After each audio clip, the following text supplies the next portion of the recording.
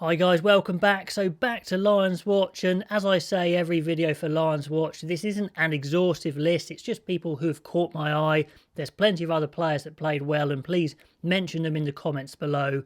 Now we're getting into round 4, so there's going to be players who can start repeating on this list as well. So these are the guys that caught my eye.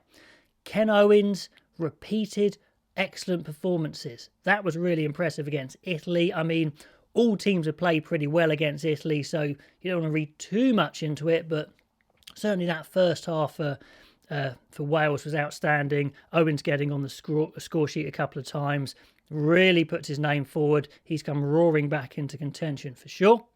Let's go for Itoje in the second row. We knew he had problems with his discipline. It definitely showed up against Wales, and people were definitely questioning whether he should be in the Lions team. But that's what he can do. When he stays clean, he can still be really annoying and disruptive. Very effective. The try at the end as well, showing he can he can score. That was really smart. And it shows how effective he can be and stay on the right side of the law.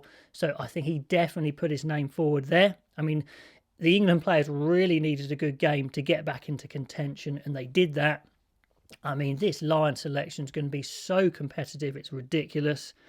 Another guy that caught my eye, I think Ty Burn just continues to impress with his versatility. He plays like a flanker and like a big ball carrying second row.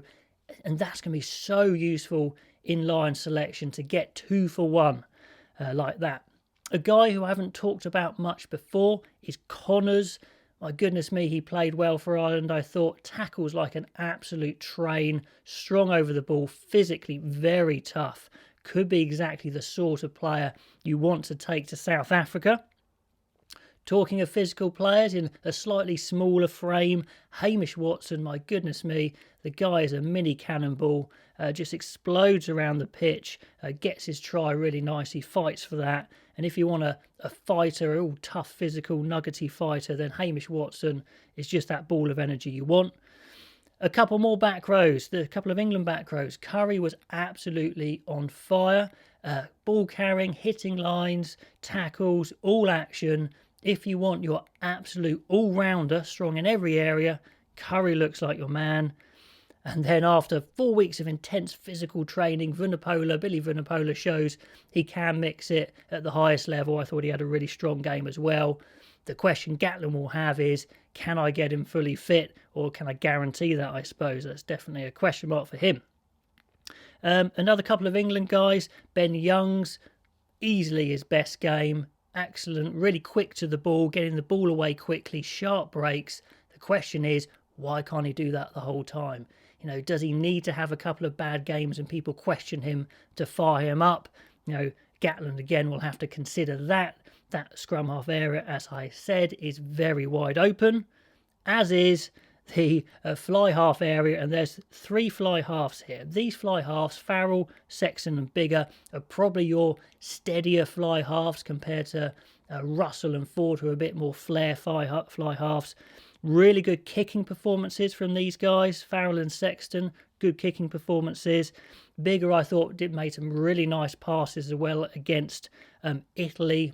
And I don't know if it's coincidence, but when Biggar went off, Wales went off the ball a little bit. But it might not be that. But certainly those 3 putting their names in the ring again, it's going to be so competitive.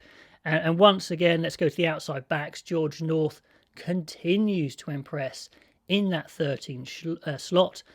Of course, he's played so much on the wing internationally. He's another 2 for 1 player, which really makes him appealing to Warren Gatland.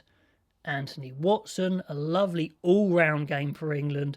Looks strong, looks more physical than he used to be, looks very solid. Plus, he's got Lions pedigree. Gatland will trust him already. That's a big tick. And then just Hogg, he just comes to mind, just so dangerous, in great physical form, in the absolute prime of his life.